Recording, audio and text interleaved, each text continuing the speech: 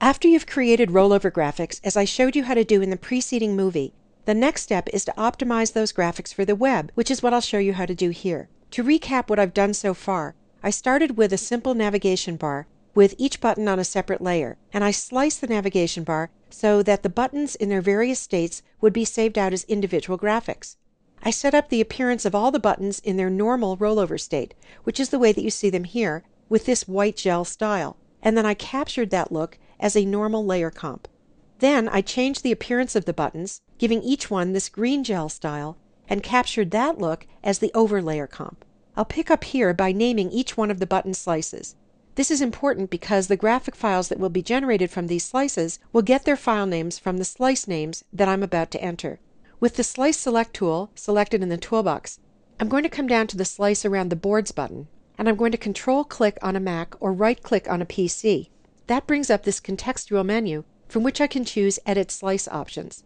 That's an alternative way to open the Slice Options dialog box. In an earlier movie, I showed you that you could also do that from the Slice Options button up here in the Slice Select Tool options bar. Here in the Slice Options dialog box, I'm going to give this slice a more meaningful name. I'll type boards_button, and I'll repeat that for each of these other buttons. I'll Control or right-click, choose Edit Slice Options, type a meaningful name, like Swim button, and click OK. Again, Control or right-click, Edit Slice Options, I'll type Gear button, click OK, and Control or right-click, Edit Slice Options, I'll type Videos button, and click OK. For now, I'm not going to bother naming these other auto slices. Before I open the Save for Web and Devices window to optimize the slices, I'm going to go back to the Layer Comps panel, and I'm going to click in the box to the left of the normal layer comp. That changes the appearance of the buttons to their normal state with the white gel style. Then I'm going to go to the File menu, and I'm going down to Save for Web and Devices. Here I'll click on the Optimize tab so that I can see as much as possible of this wide image. And I'm going to hold down the space bar, and then I'm going to drag to the left so that I can see all 4 buttons in the preview here. Next, I'm going to go over to the toolbox on the left side of this window and click on the Slice Select tool. With that tool, I'm going to select the 4 slices around the 4 buttons by holding down the Shift key as I click on all 4 slices. I'm doing that so that I can optimize all the buttons with the same settings. It's difficult to see the actual artwork because of the overlay of the slices in this image, so I'm going to go over to the Hide Show Slices button here at the bottom of the Save for Web and Devices toolbox and click that to hide the slices temporarily.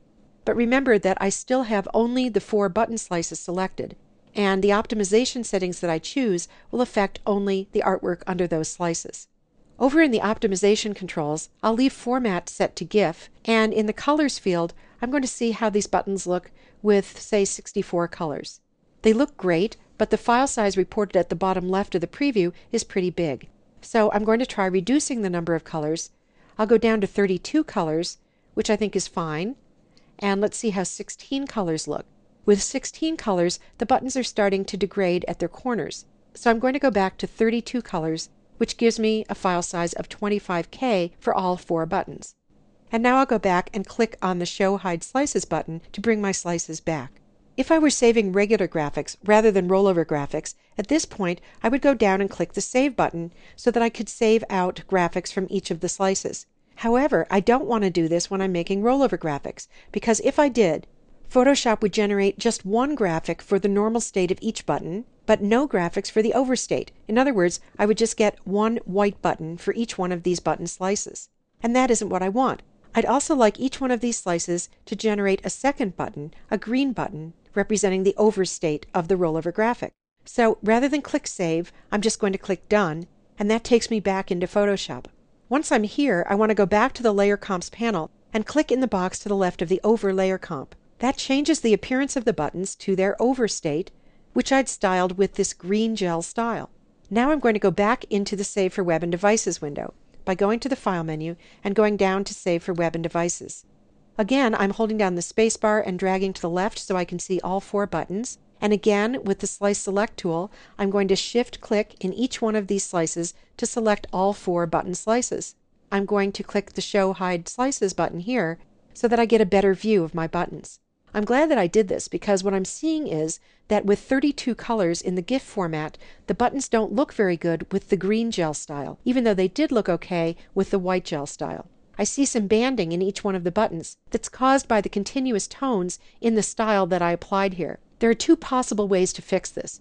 I might try optimizing these buttons in the JPEG format, which sometimes works with flat art like this that has continuous tone in it. Or I could try increasing the number of colors in the GIF format. I'll try the JPEG format first. Remember, I still have all 4 button slices selected, so I'm going up to the format area and I'll choose JPEG.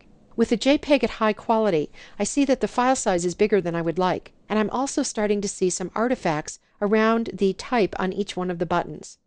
Because I don't want to increase the quality, which would also increase the file size, I'm going to go back to the GIF format. So I'll choose GIF from here, and I'll try to fix the banding by going to the colors field and increasing the number of colors in these GIFs. At 64 colors, I think that the buttons look fine, and I'm happy with this file size, so I'm going to go with that. I'm going to go back and show the slices again from this button in the toolbox, and then I'm going to click on just one of the auto slices down here, and I'll optimize that slice with settings that will apply to all of the auto slices automatically. I probably can get away with less than 32 colors here. I'll try something like 16. Now that I'm done optimizing, I'd like to save out some rollover graphics. However, again, I don't want to click the Save button because if I did that now, then Photoshop would save the buttons only in their over state. In other words, I would only get one version of each one of these buttons, the green version. So I'm going to click Done again so that Photoshop remembers these optimization settings and go back into Photoshop. Unfortunately, there's no native way to export multiple rollover graphics from each one of these multiple slices. But that's okay, because knowing that there's no way to do that in Photoshop CS4, lynda.com has gotten together with scripting expert Trevor Morris to create a special script that will do this automatically for you. And we're making that script available to all of you for free. In the next movie, I'm going to show you how to find that special script and how to install it in your copy of Photoshop and how to use it to export rollover graphics.